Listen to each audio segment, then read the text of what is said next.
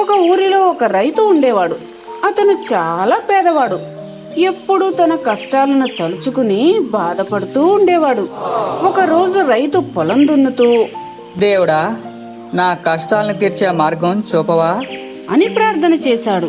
అకస్మాత్తుగా నాగలికి ఏదో తగిలినట్టు అనిపించి చూస్తే చిన్న పెట్టె దొరికింది. ఈ పెట్టెలో ఏముంది? తెరిచి చూస్తే నాకు మేలు జరుగుతుందా, కీడు జరుగుతుందా అనుకుంటూ ఆలోచించసాగాడు. అంతలోనే ఆకాశవాణి, ఓ రైతు, ఈ పెట్టెలో నీకొక బంగారు నాణం దొరుకుతుంది. దాన్ని తీస్తే ఇంకొకటి దొరుకుతుంది. చెయ్యి పెట్టిన ప్రతిసారి ఒకటి తప్పనిసరిగా దొరుకుతుంది. నీకు కావలసినన్ని బంగారు నాణాలు తీసుకున్నాక ఆ పెట్టెను నదిలో పాడేయ్.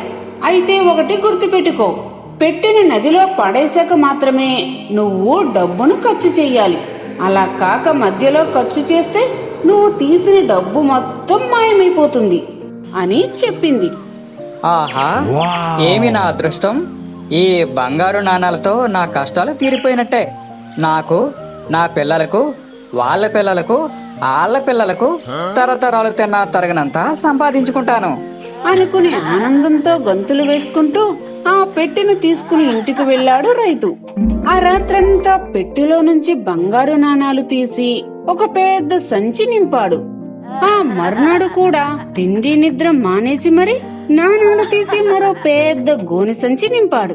అమ్మో, ఏదైనా తినడానికి కూర్చున్నా కాస్తంత కునుకు తీసినా సమయం వృధా అయిపోతుంది అనుకుని ఏమీ తినకుండా తాగకుండా నిద్రపోకుండా గడిపేస్తూ దాదాపు 10 గోనె సంచుల నాణాలు కూడబెట్టాడు. అప్పటికీ ఆశ తీరలేదు. పెట్టెలోంచి నాణాలు తీసే పని ఆపలేదు.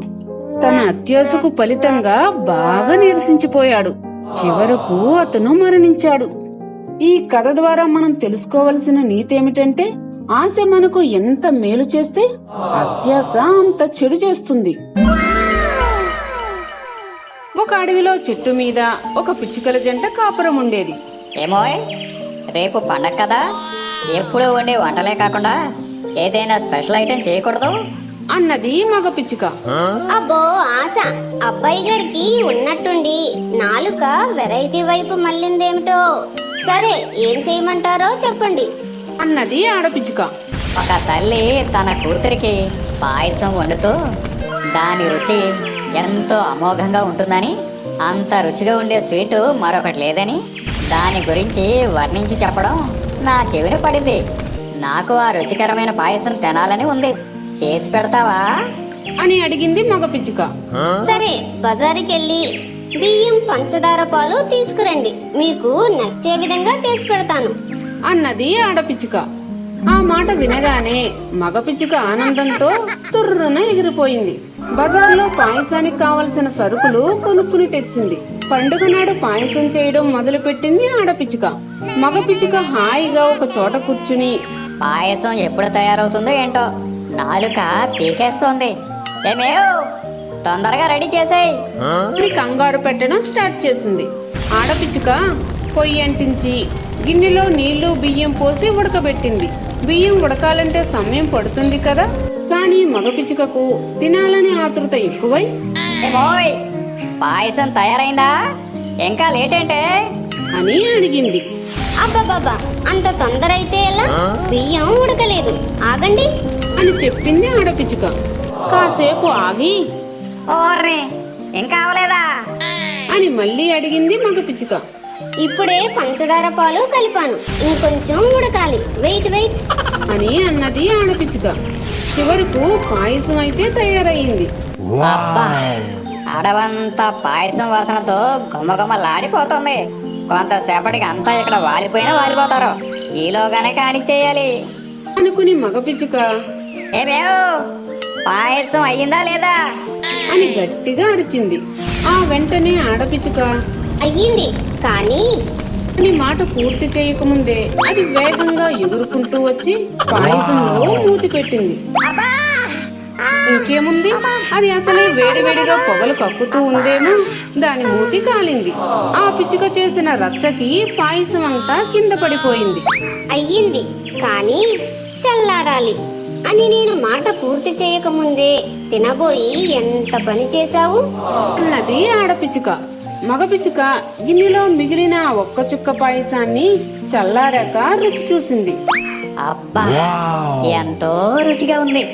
నేను చాలా తొందరపడి ఇంత రుచికరమైన పాయసాన్ని నేలపాలు చేశాను అని బాధపడింది. చివరికి మగ పిచ్చుక పండుగ రోజు తీయటి పాయసాన్ని తినడానికి బదులు ఆడపిచ్చుక దగ్గర నానా తిట్లు తింది. ఈ కథలో నీతేమిటంటే తొందరపాటుతో చేసే పనులు చాలా నష్టాన్ని కలిగిస్తాయి. ఓపిక చాలా అవసరం. ఒక అడవిలో కుందేలు ఏనుగు మంచి స్నేహితులు. అవి రెండు ఎప్పుడూ కలిసిమెలిసి తిరుగుతూ ఉండేవి. వీటి ఫ్రెండ్షిప్ చూస్తుంటే ఆశ్చర్యంగాను వింతగాను ఉంది. బండోడు మీద గుడ్డోడు, భలే భలే. ఓయ్ ఏనుగు బావా, అంత నీవే తినేమాక మా కుందేలు బామర్ది కూడా కాస్తంత మిగుల్చుతా ఉండే. అలా వాటిని చూసి మిగతా జంతువులు ఎప్పుడూ సరదాగా జోకులు వేసుకునేవి. ఒకరోజు అడవిలో వాతావరణం ఆహ్లాదకరంగా చాలా బాగుంది. చల్లగా పచ్చగా ఉన్న ఆ ప్రకృతిని చూసి కుందేలు ఏనుగు ఆనందంతో గంతులు వేశాయి. మిత్రమా, వెదర్ ఇలా కూల్గా ఉన్నప్పుడు ఒకటి చేస్తే అదిరిపోతాయి. అవును ఫ్రెండ్, ఇలాంటి టైంలో వేడి వేడి జిలేబీలు, ఘాటు ఘాటు మిరపకాయ బజ్జీలు తింటే ఉంటదే నా సామి రంగా. ఎహె, తినడం గురించి కాదు, ఆడడం గురించి. ప్రకృతిని ఆస్వాదిస్తూ సరదాగా ఆట ఏదైనా ఆడితే. హోసోస్, ఆటల గురించా? పులి మేక, అష్టాచమ్మ, దాగుడు మూతలు లేకే బోలెడు ఆటలున్నాయి. ఇలాంటప్పుడు ఏ ఆట ఆడినా అదిరిపోద్ది. ఎప్పుడు పాత ఆటలేనా? ఇవాళ ఒక మంచి కొత్త ఆట ఆడుదాం. కొత్త ఆట అదెట్టా ఉంటది? నాకొక బ్రహ్మాండమైన కొత్త ఆట ఆలోచన వచ్చిందోయ్, చెబుతాను విను. అని ఏనుగు ఆట రూల్స్ గురించి చెప్పడం ప్రారంభించింది. మిత్రమా, మొదట నేను కూర్చుంటాను. అప్పుడు నీవు నా పైనుండి మరొక వైపు దూకాలి. ఆ తరువాత నీవు కూర్చోవాలి. అప్పుడు నేను నీపై నుండి మరొక వైపు దూకుతాను. కుందేలు ఆట రూల్స్ వినగానే భయపడింది. అమ్మో, ఇదే మాటరా బాబు, తేడా వస్తే నేను పచ్చడైపోతాను. ఆట వద్దంటే ఫ్రెండ్ ఫీల్ అవుతాడు. ఇప్పుడు ఏం చేయాలి? సరేలే, ఏం జరిగినా పైవాడి దయ అని కుందేలు భయపడుతూనే ఆడటానికి అంగీకరించింది. మొదట ఏనుగు నేల మీద కూర్చుంది.